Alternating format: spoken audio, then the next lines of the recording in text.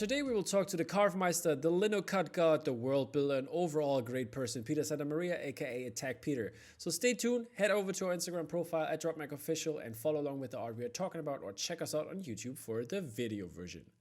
So now let's get started with the man himself. Peter, how are you doing today? Great, Tom. Glad to be with you. Yeah, glad we finally made it happen since we had our little tete-a-tete last year, and I'm really excited for what you have to tell. I mean, I have your picks, and you gave me some for the questions, so I know that some cool stuff is going to come, and I think the people are going to be excited about it. First off, I'm gonna go with your main man that I put on the cover. It is the daruma. Yes. The rumor is on, and yeah, tell us all about the project. I mean, you did it as a print, and now it turned into a vinyl toy, huh? Yeah, so for those who don't know about me and the work that I do, I primarily work in linoleum block prints. You know, I'll do digital designs and I'll do little illustrations here and there, but primarily I work in linoleum block printmaking. And if you're not familiar with that process, it basically entails me carving designs out of a material called linoleum, which is kind of, I have one here so you can see. This is a carved piece of linoleum of the daruma. There you go. And so it's like a leathery. Oh, hold on a second. Did I lose you there? No, I'm still here, but the camera was gone for a sec. The camera, okay. So it's kind of like a leathery surface there, and I carve that image into that, and I roll ink on the carving and press the paper onto it, and it allows me to make prints. So I make, my prints that way. It's a little bit different from the prints that I've collected over the years and such. So, but the daruma is an image. I obviously didn't invent it. It's an ancient design, and has a lot of meaning behind it. But the meaning that I kind of take from it the most is the one of fortune, accountability, setting a goal, and having a reminder that you've promised the universe that you were going to achieve this goal. Mm-hmm. So the daruma, is essentially a figure who has lost his sight from meditating for so long with his eyes open. So in exchange for him granting you the wish of your goal to be achieved, you fill in 2 eyes for him and give him his vision back. And that's just a cool legend that goes with, again, the theme of setting something for yourself to accomplish and achieving it, which has really been the path that I've been on for so many years, trying to make a career out of my art and creation. So when I had the opportunity to design my first toy, my first figure with Skybound and Mighty Jacks, which, this wouldn't be possible without them supporting me on this. We said it has to be the daruma because the daruma embodies that. But yes, we just talked about Tokoro because this would be my next one. I mean, we had Tokoro on for the release podcast that we did together, but I just want to delve into it for a little bit because this is one of the stories, the story behind it, and like the idea of what you're doing with it just speaks so much to me that it's like, I don't know, it's like when I would reference something, I always say Attack Peter doing Tokoro. This is a great idea for the community and how this all works. And I think the message should, even though we repeat ourselves here, but let's do it again. Yeah. And so if you're talking about the art we've created, if you know my work, I'm a big fan of giant monsters and kaiju and all that kind of stuff. Yeah, I've kind of gotten associated with it more and more. Obviously, I think I did that to myself, which is fine. But as a kid, I always wanted to create my own world to play in. My own monsters, my own characters, all that kind of stuff. And the funny thing is, as an adult, as a professional artist, I work with a lot of licensed IP. People know that I've done a lot of Godzilla prints that have been super successful, and the Marvel prints you were talking about. And then sometimes I want to do things that I can't get away with because it's not canon or it has to get approved and all that. And I said, you know what? I'm just going to design my own world now and build it up little by little organically through the prints and see if I can get people to be excited about them just based on the design and the aesthetics, because you're not going to get an idea of the whole world from one print. And I always loved artists like Mobius, for example, where as a kid, I never, as a kid in the States, got a whole book of Mm. Mobius comics, or it was so impossible to get that. And so I always appreciated Mobius out of context.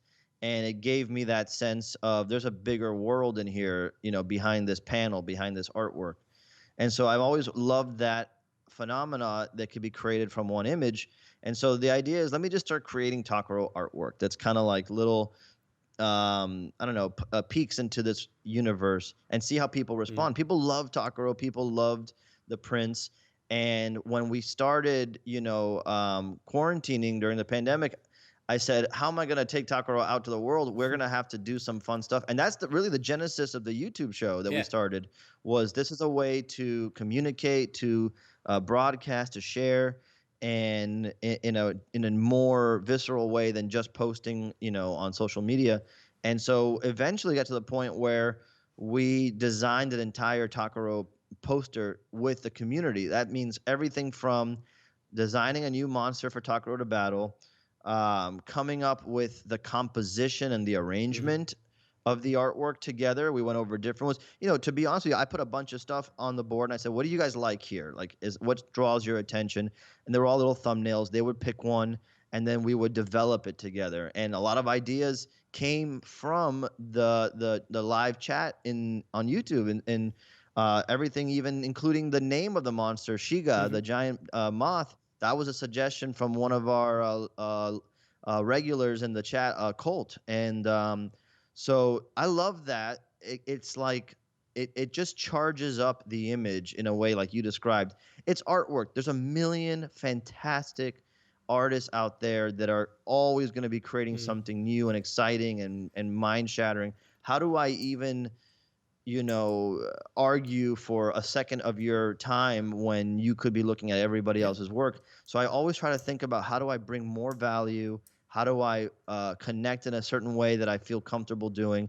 And Takoro is really going to be, when all said and done, an IP built through the fan community, where we kind of create this together. It's something I would have killed for as a kid. Of course. If I could have sat in on a meeting with Peter Laird and Kevin Eastman, and while they were designing, new mutants for the Ninja Turtles to fight, or if I could have been in the room while they were talking about new video games, and oh my God. Man. So I'm not even comparing myself to that, but I'm just saying that is not a common experience for people who aren't artists. Yeah, absolutely. Okay, the last one, or the last thing I want to talk about, it's not a print per se, but it's your logo. I want to talk about the Warthog, and where does this come from? Oh, so the warhog. So okay, so there's obviously an animal called a warthog, and it's basically a boar. I mean, it's not exactly that. There's some differentiation online I've read, but essentially, my Chinese zodiac symbol is the boar. You're the boar. Okay. And so I've always liked that the same way I like my zodiac Taurus symbol. I just like it as a symbol. But I also like the warthog and boars as these animals that are not that big, but everybody knows better than to mess with them. And they are associated with charging forward. They're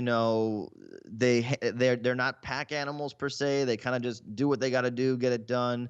They're not like outwardly aggressive, trying to they're not predators per se, but they're just, headstrong going forward. And I just loved all of that. And then being a fan of tattoo culture and tattoo artwork, you see certain animals get used often symbolically. And I always saw boars and warthogs and wild pigs designed. And I thought, man, it is such a cool animal when it's like designed in a way to be kind of tough and encapsulate that. So when we were coming up with logos and images, I had designed this, maybe in 2018 sometime as my logo to make my next sticker and all that. And by the time I was going to do it, I had joined up with Skybound. And so we just decided we're going to launch something. I can't think of anybody who's used this except for, of course, the lunch meat company Boar's Head. They have I don't know if you have that in Germany, but in the States, there's a pretty big company that sells deli meat, like cold cuts and turkey slices and all that. And it's called Boar's Head. But in the pop culture world, there's no one using that logo. So I said, let's take the hog, and instead of calling it a warthog or a boar or whatever, let's come up with something different. I said, just drop the T. It's a warhog. So it's like the pig that goes to war, and it's just like how I like to think about my challenges. Like I feel like I'm going into battle against myself in sense of against my desire to get complacent, against my own insecurities, against the idea that I'm not good enough for this, or no one's gonna dig this. Against all that, I'm going into battle to try to make the best artwork I can.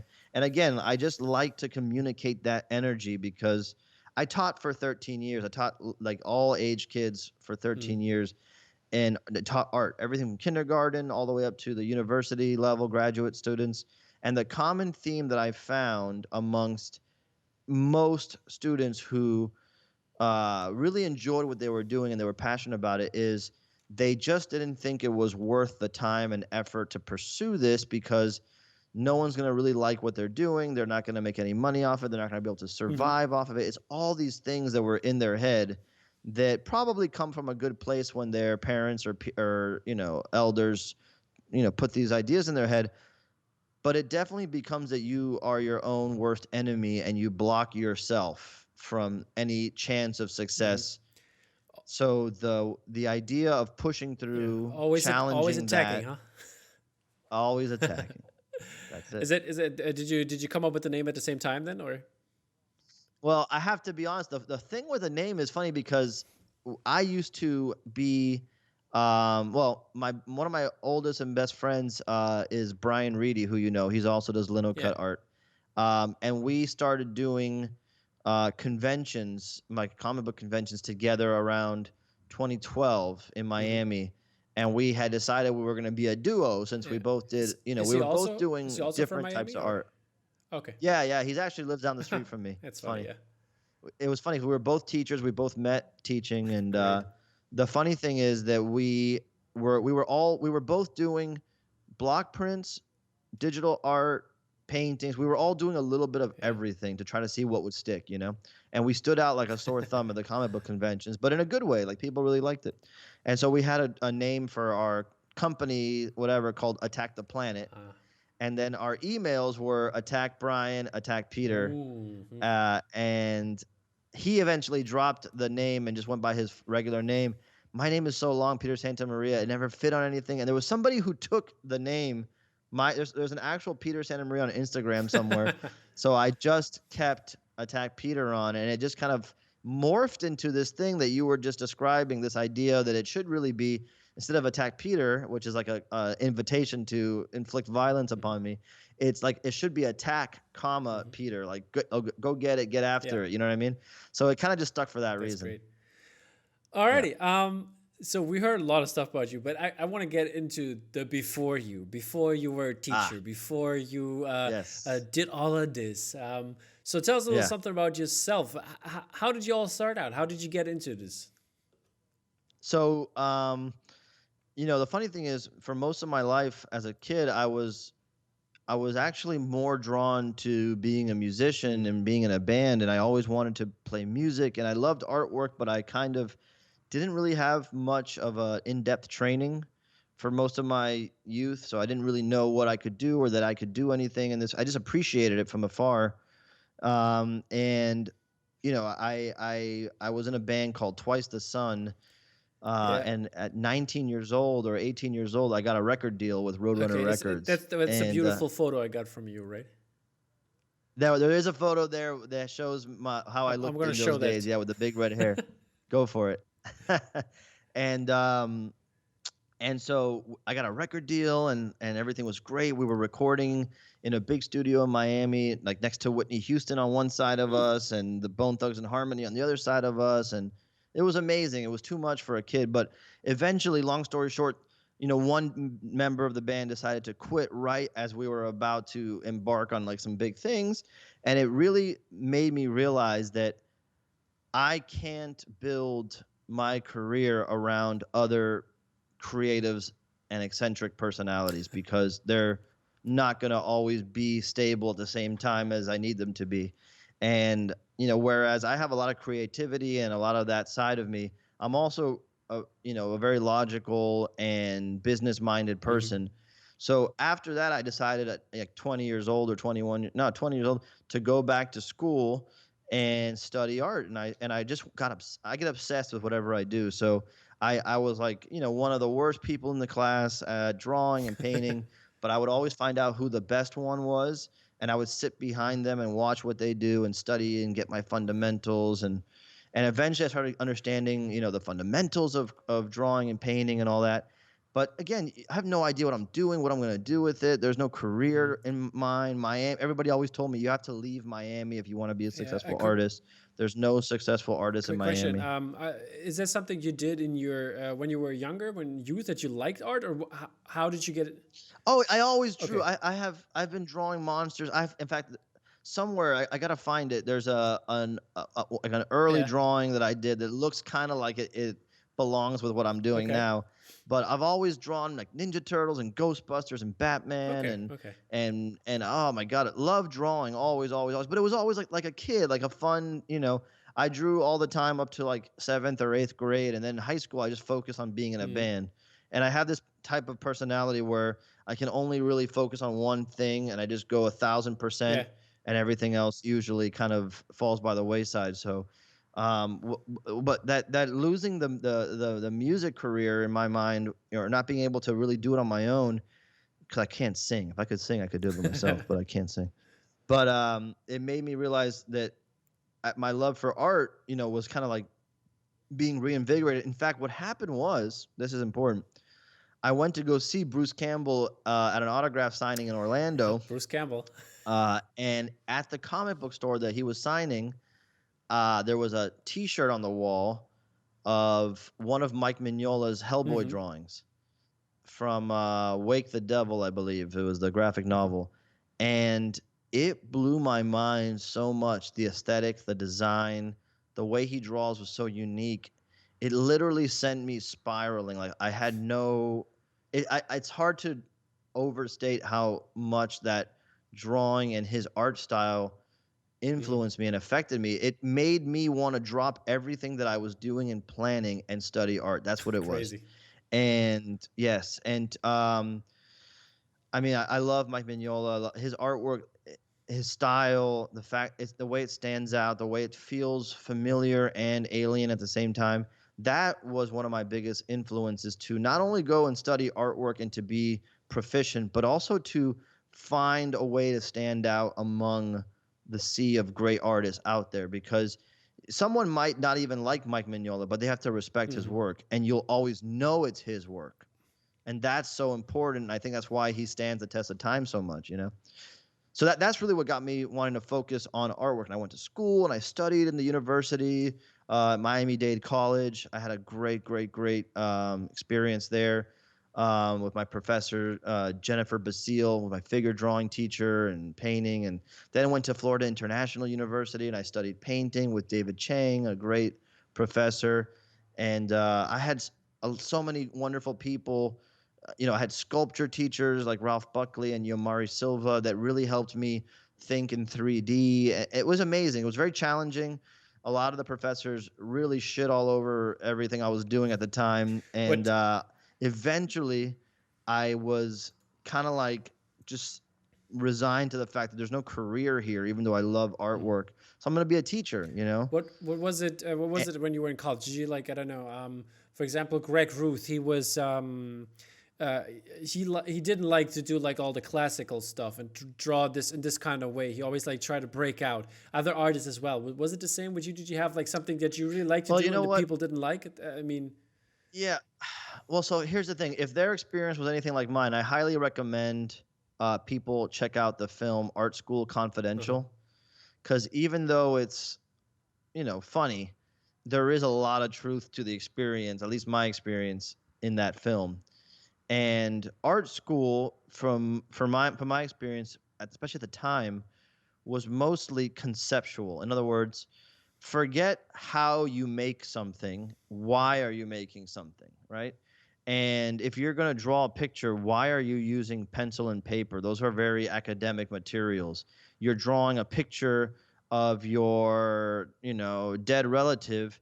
Maybe you can find some of their belongings or clothing and make an ink out of the pigments in their shirts. Oh my God, man. And it's all very interesting stuff, but it was, if you're just trying to learn basic technique, it's like taking somebody who's never flown a plane and saying, okay, now do a double loop. You need, this camera keeps going off. Here we go. I'll have to edit that out. And then I'm back now. You have to basically understand that if you're going to go study art, and maybe Greg has something to say about this. The funny thing is, Greg is so incredibly skilled that I feel I would love to know what his experience was in this. But if you're trying to learn technique, it's not always the place to do that, and they don't advertise that so well. So there's a lot of confusion, and so yes, I was also frustrated with the fact that I had to work on creating a portfolio of abstract concepts visualized. And I just wanted to learn how to draw hands, and I wanted to learn how to draw feet, and I wanted to learn how to, so I kind of had to go to the school, get those classes taken care of. But eventually I had those professors that I mentioned before really gave me incredible training. Professor David Chang at FIU, this guy is a beast, and he really taught me how to understand, I was trained as like a classic portrait painting and drawing, and I don't do that now, but I had those skills, and not to the Greg Ruth level, but I could hang. All right, yeah. But the point is that that's only for me. That was one piece of the pie, because now, let's say I did pursue that. Now you have to compete in the pool with someone like Greg Ruth, and he's going to eat your lunch every day. So how do you stand out? So I had to try to find a technique that would stand out. And I discovered that as a teacher. Okay. And as a teacher, every day is a performance. The teaching really kind of prepped me for my YouTube show because every day you go up and you're talking to a crowd, and you have to keep them engaged and interested and try to convince them that there's value in what we're doing, and it has to feel honest, and it has to be honest, or else they're going to know you're full of shit and bail. And so whenever I would teach printmaking to the kids, everyone would light up. Everyone would light up because, number one, I think it's engaging in the sense that it's very process oriented. First, you draw for a little bit, not too much. Then you carve. Then when you get tired of carving, it's time to print. Then you get your finished reward. The print is so awesome. You're so proud of how it came out. I want to do another one. Okay. You do another one. You got a little bit better.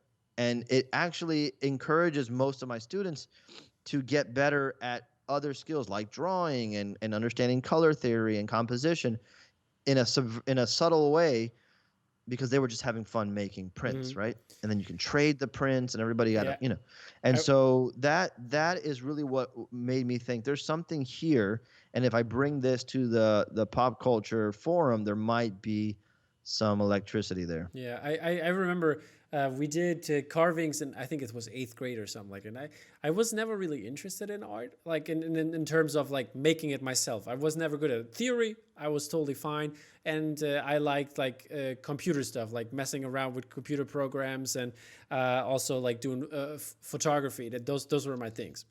And I remember I did the carving was of the And1 logo. I did the And1 logo and a basketball hoop because I play basketball, and it was like fun times, like carving that and printing that and look exactly like the logo. Because do you remember the one when he crosses over? Yeah, of course. I had plenty of students do it. So actually, it's a good times. Yeah, it kind of takes that scary feeling of art away, because otherwise someone hands you a piece of paper and a pencil or a crayon or a marker, and they just like, a lot of these teachers are just like, okay, do whatever you want. I'm like, oh wow, okay.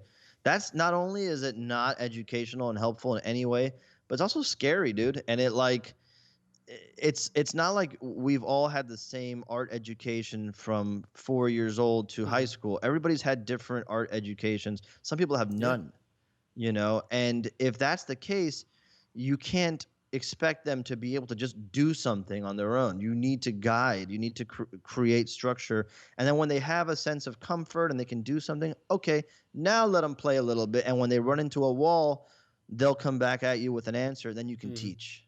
And that's the thing that a lot of teachers don't understand. And so I was very successful as an art teacher. My kids would win awards. and all that because I engaged them, and I think I engaged them with stuff like printmaking, like um, you know, lessons that would give them a chance to succeed, and then work it back from there. So when you get to university, though, I think it was a reaction to my time at the university where I felt like I was swimming without a life vest. It was just like, How would so. you say? What would your art teachers say now? Do they know about your stuff you're doing? And or Yeah, yeah. In fact, I have a great relationship still with my college professor at Miami-Dade College, Jennifer Basile. In fact, funny story, she has taught some of my former students now, and most of them have made her very proud, which is very happy, very exciting for me. There's a couple of duds in there, but now what's interesting is one of her former students, who goes by, well, her name is Andrea Ordonez at Andius on Instagram. She's a printmaker now, and she was recommended to me by my former professor when I said, "Hey, I need some printing help because I can't keep up with all the orders." And so Andrea helps me with my prints to get them out, and now has her own business that she sweet. started. And so there's like a little legacy there, like a little lineage of my professor taught me, taught someone else. We work together. It's awesome. So printmaking is like that. You have a lot of collaboration, a lot of help. It's an interesting circle of people there. So yeah, I'm proud that I can make them proud. What else? What else I wanted to know was like how did you start out? What was your first kind of print you did back in the days? Is there something specific you'd like to work on? Or Well, yeah. So funny thing is, I sent you a few things there, but some of the art slides that I sent you were actually paintings because originally I was doing maybe more painting than printmaking. I was doing these gouache paintings, and I really started to hit a little stride there doing paintings of these giant monsters, like this giant squid or the giant turtle and these two-headed dragons. I went to Thailand and I came back super inspired by the design and aesthetic there, that I brought that into all my paintings, and it really helped, go to the next level with the painting. And I sold almost every original I had except for that. There's one of them there that has two giant crabs on it. I still have that one here. I've debated whether I want to put that up for sale or not. I kind of like it. But I was very influenced by the artists. I mentioned Mike Mignola, but Scott Morse is another artist who I swear by. Another really kind person who, more importantly, though, his style spoke to me. And it was one of those styles that I just connected with. I recognized it everywhere I saw it. And it was kind of like a light post for me when I was learning to develop my own styles, looking at his work. And so I wanted to channel those vibrant colors of his paintings. And he was also someone at Comic-Con he would set up, and he would paint these incredible commissions on the spot, like right there, painted, nice.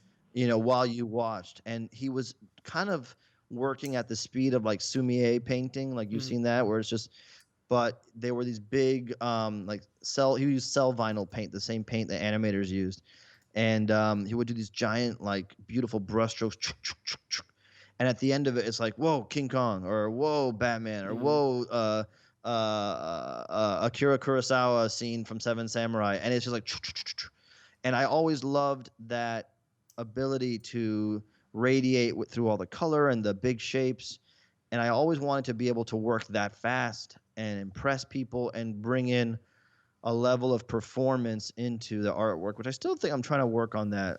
It's hard to do it with printmaking, but we did it last year with the daruma. Yeah. We carved this guy live on YouTube and printed it live on YouTube. So there's artists like that who inspired me back then, and eventually I stopped doing paintings as much because of my lifestyle. My lifestyle was very on the go, moving here as a teacher, there, this classroom, that classroom. And so there were times where I had periods off in the school day where I could work on my own stuff. And if I was setting up to paint, by the time I finished setting up, painted for a few minutes, I had to tear down because the bell was going to ring. But with block prints, I would carry around this little piece of linoleum, one carving tool, and anywhere I go, I just put it in my pocket, take it out. That's where the tendency to focus on that came from, frankly. It was a need, yeah. Your favorite movie? What's your favorite movie out there? I have a lot of favorite movies, but the one that I consistently go back to is a toss-up between it's whichever one of these two films I watched last. It's either Evil Dead 2 or Army of Darkness. Evil Dead 2. And so whichever one I watched more recently is my favorite movie because I can't pick between those two. They're easily I don't know the best time I've ever had watching a film. They're the most rewatchable movies for me. Army of Darkness is probably more rewatchable than Evil Dead 2, but every Halloween I gotta watch Evil Dead 2 at least once, and Army of Darkness I'll watch throughout the year. I just love Bruce Campbell. I love Sam Raimi. I saw Army of Darkness in the theater, and I just thought, what is this genre of like funny horror, man? It was the best. And when I watched, by the way, when I watched Evil Dead 2 the first time, that was cutting edge gore and horror. This is before Walking Dead was on TV, and so it's hard to like kind of like explain that now to people that was a cutting edge genre mashup of humor and gore. And how do you like the regular posters for these? The funny thing is the Evil Dead 2 poster, I have like a soft spot in my heart because it was the one that I always saw on the VHS rental at the local Blockbuster. But I loved there is a painted Evil Dead 2 poster out there. I don't know how official. I mean, it was the DVD release, and it's like a horizontal image. I love that one, but the best poster from that series is the special edition painted Army of Darkness poster, and I don't even know who did it. I never took the time to see who did it, but it makes Ash look like He-Man, and it makes Evil Ash look like Skeletor. And I love that. It could be right. It looks like it could be Drew Struzan, right? I don't know if it actually is or not. Could be. But it's a beautiful poster, and it like makes the film look way more serious than it is. Would you like to do a movie poster for this one? Of course, dude. In a second. You know, I don't usually like to do likenesses because I feel like it's not worth the effort that you put into it. But if I could stylize it, I would jump at the chance to do it. Like I would love to do something with I would love to do Army of Darkness, the Skeleton Army, Evil Ash, the Necronomicon. I mean, or if you don't like likenesses, you can also do concept work. I don't know if you've seen the Lord of the Rings by Doley, where he put like the ring on top of it, like with a gold foil, and then the shadow cast the Yeah. I would have to do something with like some of the monsters, like the pit witch. I love the pit witch in Army of Darkness. I just love the chainsaw. I've always wished there was I love Ash versus Evil Dead, the show. I always wish there was an opportunity for the chainsaw to get possessed by the Necronomicon, so that you could have like a demonic chainsaw. Like that would be cool. All right. Speaking of posters, are there any like other posters you really dig right now? Some by other artists or Yes. And I sent some of them to you so we could put them up. I want to make sure I'm referring to the right ones here. But most recently, when I got to hang up the posters in my studio, I hung up my Brian Ewing Creature from the Black Lagoon, which I think is just iconic. He's got an awesome series with Universal monsters like Frankenstein and Bride of Frankenstein. Is that the GIF you sent me? Is it this one? Oh, I think it is a GIF, the one that I send you, right? It kind of like yeah. Brian Ewing, like right? That's the one. Yeah, he's amazing. He's done it. He's an amazingly prolific artist who's worked with the Misfits and all these rock bands and over time. There's also that new Tom Whalen Invasion of the Astro Monster that I'm obsessed with. I have that framed up in my studio. It's outstanding. And then there's also from the ones that I sent you that I wanted to point out. Let me see here. I want to make sure I don't miss something. One of my favorite posters is that Mike Mignola Pan's Labyrinth. Yeah. 1 second. I'm just going to pull up for the people the Astro Monster just for them to see. Oh yeah. Show that one. That Tom Whalen is a beast, and he's like, to me, I would love to see he had that line of dinosaur figures come out through Sideshow and Unruly. I would love to see Tom Whalen Godzilla figures at some point, because his work just looks like a toy that you want to own. And another person, by the way, who's been an amazing friend to have throughout this whole pandemic period. I've learned so much from him Yeah, already, and you had we've him on your become show, fast right? friends. I had him on my show. I love him. Yes, I still love him to still death. Tom still has to come on mine though. Oh yes, we'll drag him in here. Great. He's such a nice guy, and so yeah, I love that one. That Mike Mignola Pan's Labyrinth is great. I have that on my wall. And then in terms of like poster art that I own and collect, that's not necessarily movie poster related, but it does deal with Godzilla and Ultraman. Is there's an artist who goes by Kiku Punk. He's a tattoo artist out of New York. Is super well known in that community. But I own a few prints of his that I just think are some of the best prints you can buy out there. I still think you can get the Ultraman one. The Godzilla one's long gone. But he does these like Japanese tattoo style bodysuit designs. Yeah, I think I got it. Yeah, for the like basically you can put on for the Yakuza style, you know? Like the Yakuza tattoos. Yeah. And he does kaiju tattoos all the time, and what's great about him is he just freehand draws them first with marker on your body, then he tattoos over it. It's really awesome. Yeah. But these are just beautiful pieces of art in their own right. There's the Godzilla one that I love that's got, all the Ghidorah and Mothra, Hydra and Gearus, Jet Jaguar, even Minya love and also Guy. the colors. It's like, I don't know, that must be amazing tattoo. Would especially go on my pale body. Would work really fine. Yeah, you're the perfect canvas, man. And so then the Ultraman one I have as well. It's a similar composition. And I just love these. They're so the apex of two worlds that I really love, and I can't shout him out enough. If you're not, he doesn't need my help promoting him, but if you don't know his work, check him out online, Kiku Punk. I'm actually wearing his shirt. Oh, cool. There you go. I just wanted to ask, do you have a tattoo by Kiku Punk? I don't, and I can't wait to go back. In fact, in New York, in Brooklyn, which is where they tattoo, there's a shop where he and another artist who goes by Henbo Henning both tattoo out of, and their work to me is like some of the best out there right now. Okay.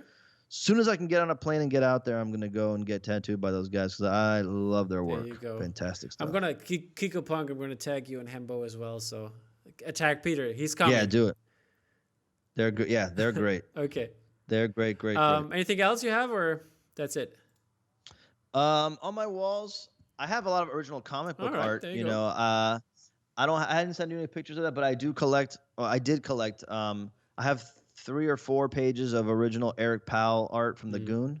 So if you're familiar with that comic, I have some old stuff. I have an original Mike Mignola somebody drawing. Did a Goon. You did. I did a Goon. I did a Goon, and he was gracious. It's funny. He did not solicit that. I knew he was coming down to South Florida to do a comic store signing, and I just took it upon myself to design a Goon print it, and take it to him at the signing along with a stack of my other work that I thought was strong. Yeah. And I said, hey, this is what I do. They're all block prints, and this is a Goon version. He loved it. He goes like, oh, let's sell these at Comic-Con this year. So it was awesome. So now it's official Goon merchandise out there. So that was amazing. He's another one of my favorite artists growing up.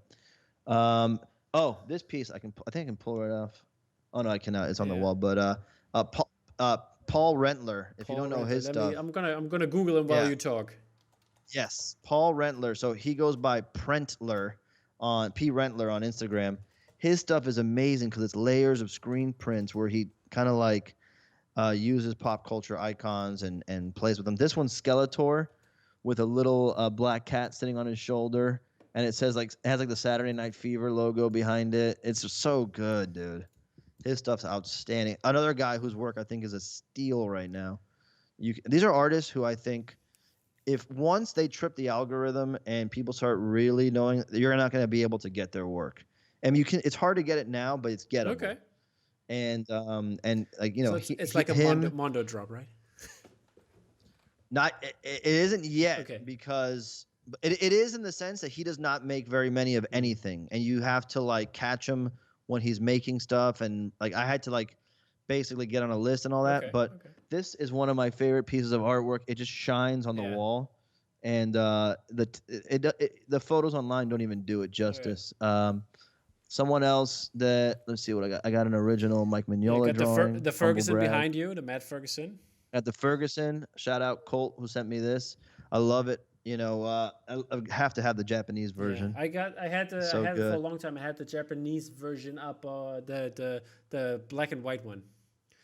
The Oh variant. yeah, That's really beautiful. cool. But I got from him. I got an original one sheet, signed one sheet. And I got Oh, it in a cool. light box, and it's like over there. But That's cool. it's a really nice piece. Yeah, man, it's really cool to like be able to collect this stuff, but then it's even better when you know something about the artist, in my opinion. Once I started doing conventions, I started getting so much artwork. Like people would give me stuff or print trades and all that. And eventually I started to, people usually have a theme that they use to collect, or they limit themselves to this or that or whatever. I started to limit myself to work that was from artists that I knew or got to meet in person and like share time with. And so everything that I have on my wall is charged in that See, way. that's why I have to have one of yours. That's also my goal. Basically, to every Absolutely. artist I talk, I want to get at least one print. That's it. You got to get you one. Thank you. Got to get you one. The funny thing with those, you mentioned those Sideshow prints. Those prints, I think when they sell out on, they haven't sold out yet, right? When they sell out on, I think that they're not as known for their Yeah, prints. I think whereas that's Mondo, true. But exactly, if you put them on Mondo or Bottleneck or wherever, they would have been sold out in seconds. Yeah, and they have so much incredible stuff that they drop on the daily. Like if you follow their Instagram, it's like, oh my god. But and by the way, they're the first company that took a chance on my work to put it in an official capacity. They're the ones. I rewatched parts of the interview you did with them. So. Oh, okay. So yeah, so I was in the back of Designer Con, and they came and found me, and they said, "Do you want to work together?" And they put my Spider-Man print officially licensed by Marvel and put it out there, and that gave me credibility to do everything else. So I can, eternally grateful for them. But they're mostly known for their 3D stuff, although their print side is getting bigger and bigger and bigger. I do think though that that's gonna sell out pretty soon, and then when I launch the APs I have, it'll be the same thing. People will be like, "Oh, you only have so many APs. I can't get one. It's too hard to get one. FOMO, all this." And I'm going to be like, dude, because the same thing happened with the Ninja Turtles. It did? Okay. The Ninja Turtles, now people DM me daily to get those. And they did not sell out on day one. They did not. They lasted for about 2 weeks. And but the APs were gone like that. And now everybody's like, trying to pay $400, $500 from it. I'm like, well, you had a chance. That's right. But yeah, I mean that's the business, I guess. A lot of like when it comes to like poster collecting and stuff like that, it's always hard to acquire everything. I mean, there's a lot of stuff out there. It's impossible, and I always speak from the perspective of an artist, but also as a collector, so I get it. And nothing that I make is an essential good to anybody. Nobody needs what I make. If it's a luxury item. Hopefully it makes your life better. The way I feel about the artwork that I have on my wall, I value it very highly. It changes my mood and my day. I mean, it's like basically I have so many prints hanging around the house, like basically like a gallery in here. When other people come in who don't know that stuff or don't come too often to my place, they're like, oh my god, they spend like 15-20 minutes just walking around. Awesome. I'll talk about it and say what's up with this print and what's up with that, and I wake up in a bad room to cool things. So that's a really nice. Starts your day right. That's exactly it. But I'm well aware that no one, needs it. So I don't ever worry about things like that. I'm honored that any print of mine has ever sold out. It blows my mind when things sell out in, less than a minute. But I'm also well aware of the fact that I have been lucky that some of my favorite collectible, memorabilia or whatever it is, has lasted long enough for me to be able to get one.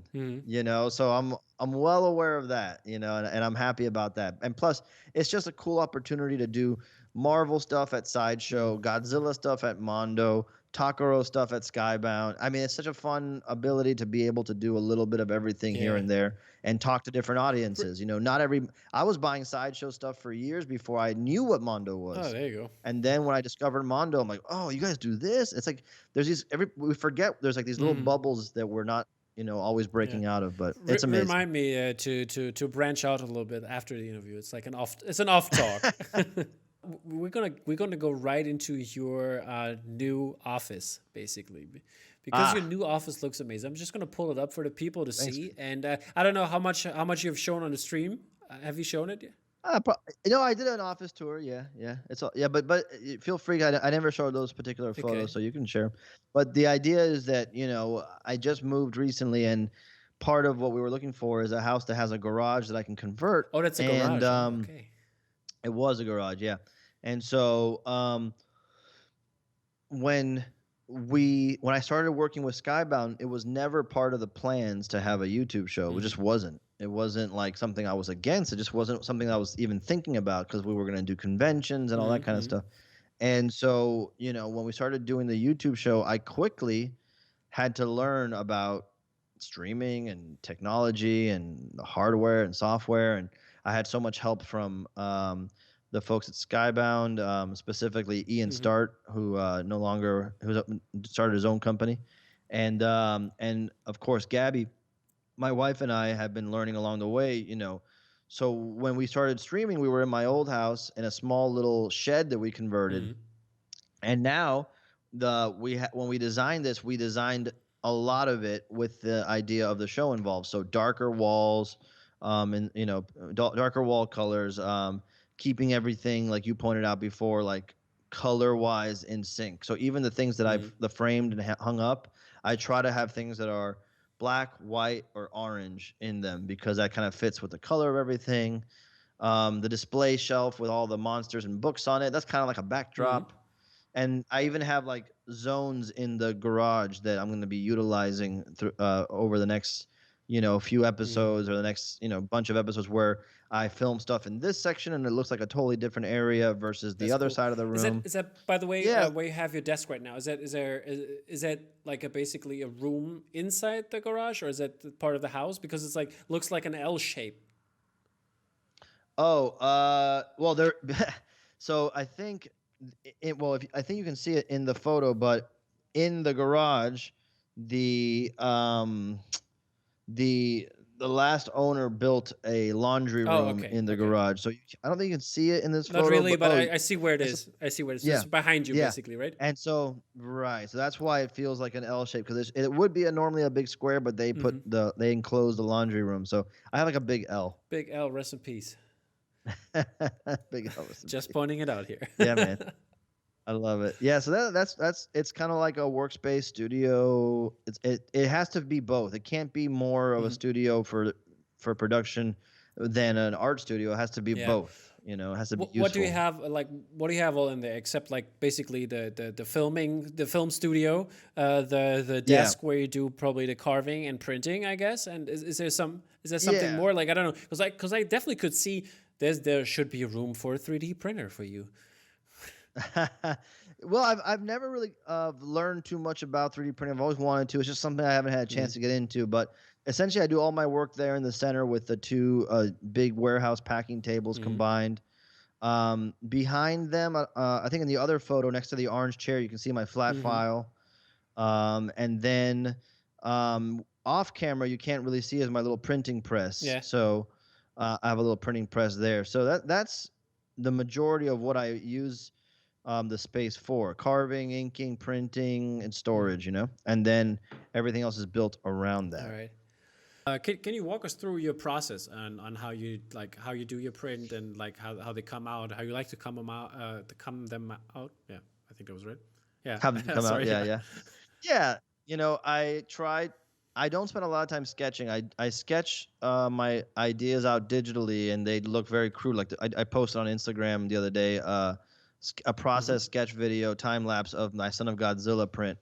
That's as far as I take the prints. It's just so I can get them approved if I need approval, or just as far enough so that I know what I'm doing. And then I basically replicate that crude drawing in Sharpie marker on my linoleum.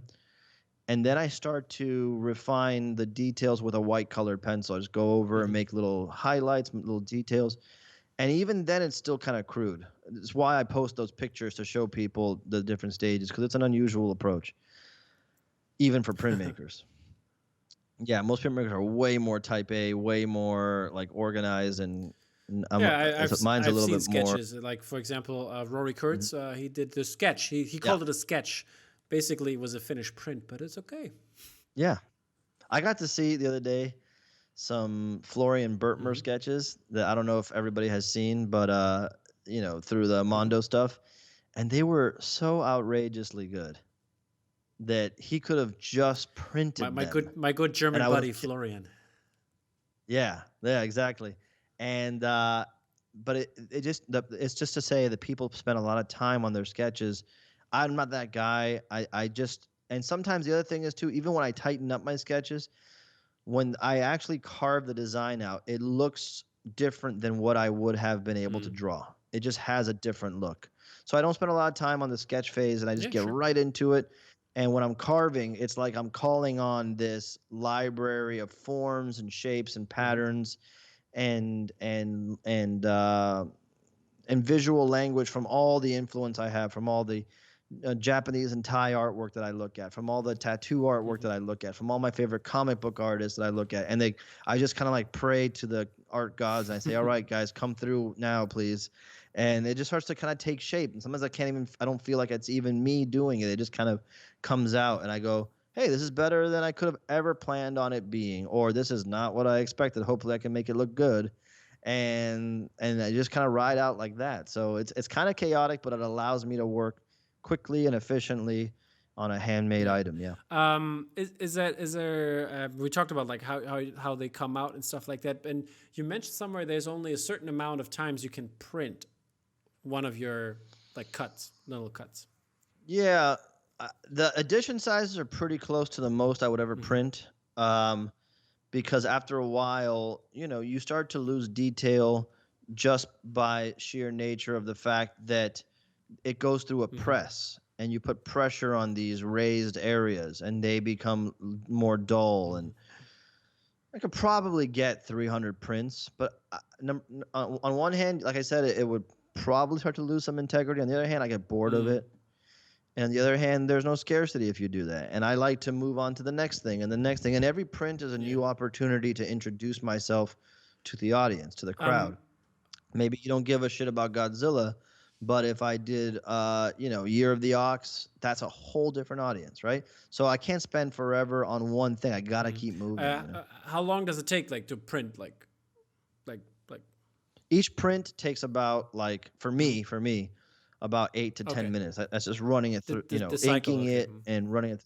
Yes, but the carving takes from the big ones about a week to 2 weeks of like full 8-hour days. Is that, by the way, the printing process? Can it be like? Could it be faster, like by other technology, basically, or? Actually, I am faster. I am faster than the average printer when it comes to printing. When I first was talking to Andrea Andius about doing prints, and I told her how many prints I needed and how much I'd be willing to pay her, she's like, "Are you crazy?" And I'm like, "What do you mean? Like that's not enough money for all those prints." And I'm like, "Well, let me show you how I do it." And she goes, "Oh," and then he goes, "Okay, deal." And I think I helped make her much more efficient through the process because printmaking is a very traditional medium. There's a lot of I hope you take 10% now. No. She deserves more. Frankly, she's such a great worker. But the point is that there's so many rules and traditions in printmaking, strangely, and I'm not that guy. So I kind of just say whatever works for me is what works for me. What would you say was the most challenging idea you had so far? The most difficult thing I did was that Tokoro print with the crowd, because there was this tug of war between what I wanted to do, what they wanted to see, and designing live, and then after the live experience ended, reflecting on it and go, did I want to do this or should I do that? And I'm like, no, stick to it because that's what you did. And that's difficult because I usually have so much autonomy. To share that was like a psychologically difficult thing. Not that it was actually physically difficult at all, but it was like a strange experience. But I'm glad I did it because you get pulled in a direction that you never would have gone, and I think you expand your understanding of what great images can look like. So that was very challenging. And every time I'm working live on the spot, it's challenging, but it's just, you just do it. So what is an IP or ID you want to work on? Well, I until I get to do it officially, I want to work on Hellboy in some way. I want to check off all my boxes. So I've done Godzilla, and I feel so blessed to have done it. I never thought I would have the opportunity, not even to mention how much of it I got to do. But I wanna do Hellboy stuff. I want to work Star Wars stuff. But what I really want to do is design conceptually in my style for more 3D. Yeah, okay. So like I think that the idea of this design style is unique, but it's going to even be more unreal and unusual when we push it to the third dimension. That's really going to stand out. It's because you don't see it. The styles that I am influenced by, you rarely see translated into 3D. Yeah. You know, so when we blend all that together and put it together in 3D, that's where I want to be. You know, hopefully a year from now we're having this conversation and there's like a bunch of stuff that already in the pipeline to talk about. Okay, before you're gonna go, I want you to let the people know where they can find you on all the social media, internet, wherever. Yeah, so fortunately I'm at Attack Peter almost everywhere. On Facebook I'm Attack Peter Art. I don't know why I wasn't able to get Attack Peter, but anyway, Attack Peter Art. But you can also check out the Facebook group, Attack Peter Print Crew. I can't say enough great things about it. Started by fans, collectors of the work. They get together, they buy, sell, trade older prints of mine that are no longer available. They don't scalp each other. They are poster buddies for each other. I got to thank two Ryans, Aaron and Timmy, who run that group. All the people in there are so awesome. And then on YouTube, if you're here on YouTube, subscribe to my channel, Attack Peter, where every Thursday we have a live stream celebrating, you know, some new fun art that we're working on. Gabby and I just host a hang basically in the studio where we talk about fun, nerdy stuff that's going on. We make work, we sell work, we drop exclusives there. Like if you want my APs, you got to go through there. If you want the remarked editions, it's got to go through there. And we're getting to know the community by name. It's just awesome. We have guest conversations. I'm really excited about that channel. And then again, tomorrow, because this is Thursday. Next Wednesday. Next Wednesday. Okay. So Friday, the 19th, Skybound Expo on the Skybound YouTube channel. We're going to take the pre-orders for the super limited Daruma figure, the first ever Attack Peter figure. I think it's going to be a game changer. I think it's going to be one of those ones that people try to get later on eBay and all that kind of stuff. Right.